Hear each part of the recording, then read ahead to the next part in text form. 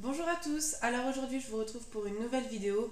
Tout d'abord, voilà, je voulais m'excuser, ça fait un mois que je n'ai pas fait de vidéo, tout simplement parce que j'ai trouvé du travail en Alsace, donc j'ai dû déménager un peu en catastrophe, traverser toute la France.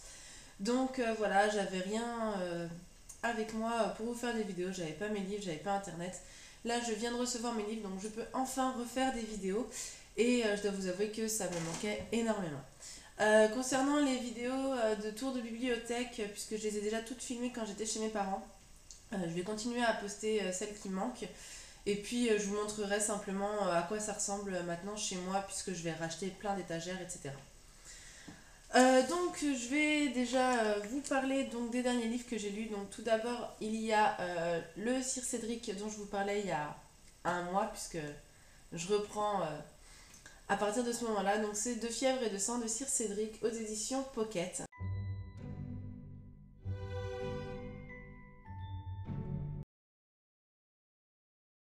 Donc, c'est un thriller. J'avais entendu parler de Sir Cédric notamment sur la chaîne de Caroline Vert de Livre. Moi, les thrillers, voilà, j'en lis pas énormément. Mais celui-là, j'ai tellement entendu de bien de cet auteur que du coup, voilà, j'ai quand même voulu me lancer. Je me suis dit que ça devait être une valeur sûre. Et franchement, ça fait pourtant un mois que je l'ai lu. Ça date, enfin voilà, pour moi, ça date un peu vu que j'ai un peu une mémoire de poisson rouge. Mais j'ai adoré en fait cette lecture. J'ai vraiment kiffé ce livre. Ce que j'ai aimé, c'est que tout de suite, on est tout de suite dans le vif du sujet. Il n'y a pas de. Voilà, il n'y a pas 100 pages de présentation, machin. Non, là, c'est cash tout de suite, deux pages, c'est bon quoi. On sait qu'on est dedans. Et ça, j'ai trouvé ça vraiment cool. Donc en fait, dans ce livre-là, on va suivre Eva Sverta et Vauvert, qui sont donc deux personnes, donc voilà, deux flics qui vont enquêter en fait sur une série de meurtres où les victimes en fait on leur enfin, sont vidées de leur sang. Et en fait, au tout début du livre, ils arrêtent les criminels de ces meurtres en série, sauf que les meurtres continuent en fait, et d'être perpétués. Et donc, du coup, voilà, ils se posent la question de savoir euh, si c'est un imitateur ou s'ils ont arrêté les mauvaises personnes, etc. Et, euh, et non, c'est glauque à souhait, c'est hyper flippant. Pendant tout le bouquin, vu que moi j'avais jamais lu de Sir Cédric, j'ai oscillé entre surnaturel, pas surnaturel, surnaturel, pas surnaturel. Je savais pas à quoi m'attendre et franchement j'ai vraiment trouvé ça génial. Euh, voilà, les thrillers, comme je vous le disais, j'en lis pas non plus hyper souvent, mais en tout cas, voilà, cet auteur-là, c'est vraiment un auteur que je lirais avec plaisir, voilà, que je relirais avec plaisir. Ensuite, j'ai lu Un honoré de Balzac, L'Auberge Rouge, aux éditions Folio 2 euros.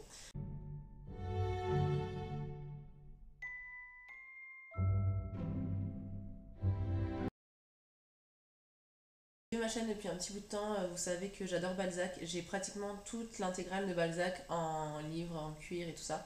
Sauf celui-là, enfin il me manque trois tomes en fait, et celui-là se trouve dedans comme par hasard. Et je voulais lire celui-ci, donc du coup bah, je l'ai acheté en 2 euros. C'est une petite nouvelle qui fait 60 pages, qui est divisée en deux parties. Alors l'auberge rouge au départ, pourquoi est-ce que je l'ai acheté? Tout simplement parce que euh, j'avais vu un film français qui s'appelle L'auberge rouge et qui n'a absolument rien à voir avec ce livre. Dans ce livre en fait il y a deux parties. Une partie en fait donc on retrouve en fait un groupe de personnes dans une auberge une nuit d'Halloween je crois.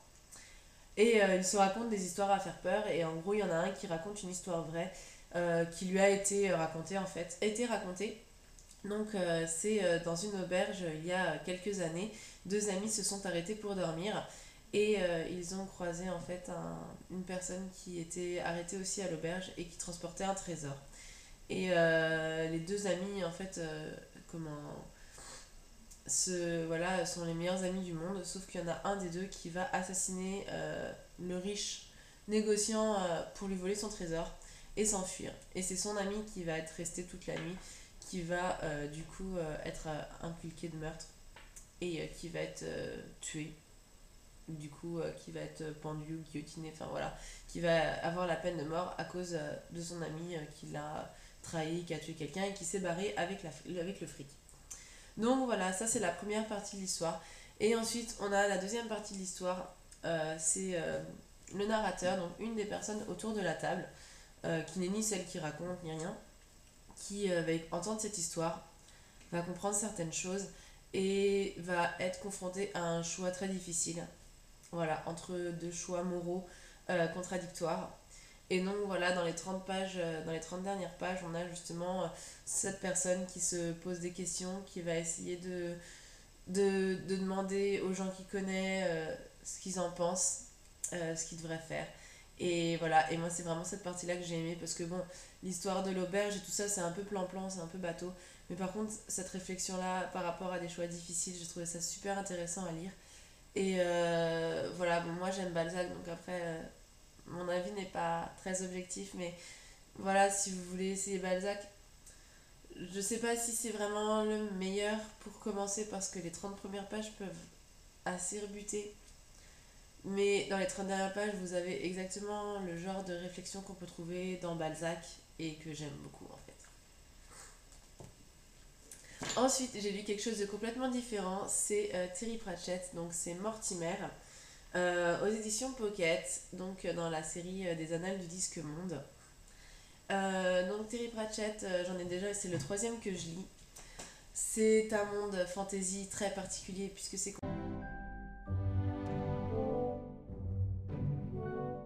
complètement déjanté, mais en même temps, les, les personnages sont beaucoup plus humains, c'est-à-dire que voilà, il y a des magiciens foireux, des héros qui vont s'enfuir parce qu'ils flippent, euh, voilà, voilà, des négociants véreux, enfin bon, voilà, c'est beaucoup plus réaliste, les villes sont un peu crades, enfin voilà, et c'est très très drôle.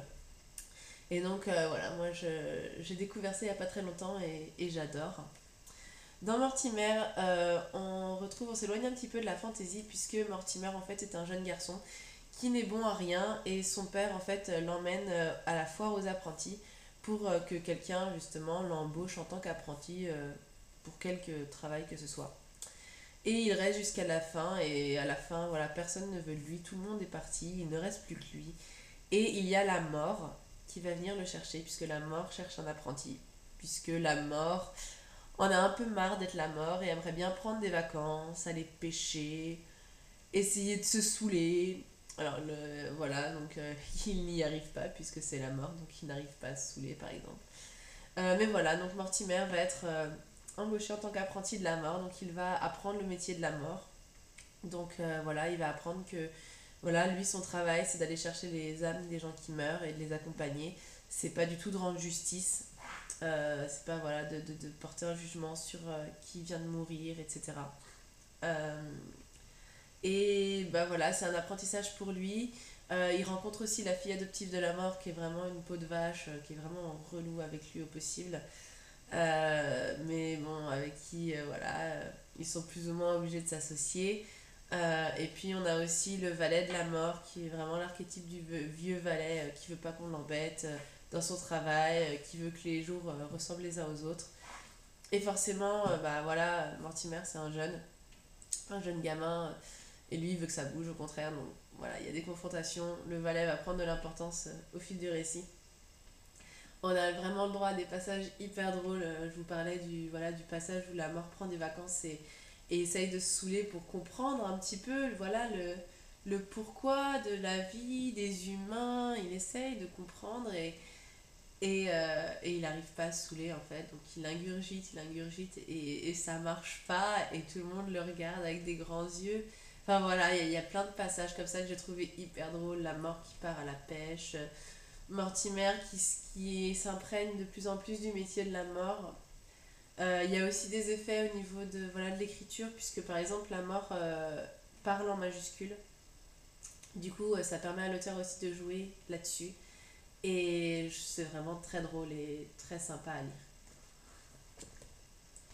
En ce moment, je suis en train de lire un Alexandre Dumas, Le collier de la reine, aux éditions Folio. Donc voilà, ça faisait longtemps que j'avais pas lu Dumas, ça fait au moins 2 ans, ça me manque. Donc voilà, je me suis remis à Dumas, Le collier de la reine. C'est un énorme pavé, hein, il fait 900 pages, même 940 je crois, enfin bon, c'est un truc horrible. Voilà, pour l'instant j'en suis à 160. j'ai pas fini. Donc voilà, j'espère vous en dire plus très prochainement. Sur ce, je vous souhaite une bonne semaine, plein de bonnes choses. N'hésitez pas à me dire si vous voulez poster des commentaires sur les livres que j'ai lus, si vous avez des questions ou quoi que ce soit. Et puis moi, je vous dis à bientôt. Ciao!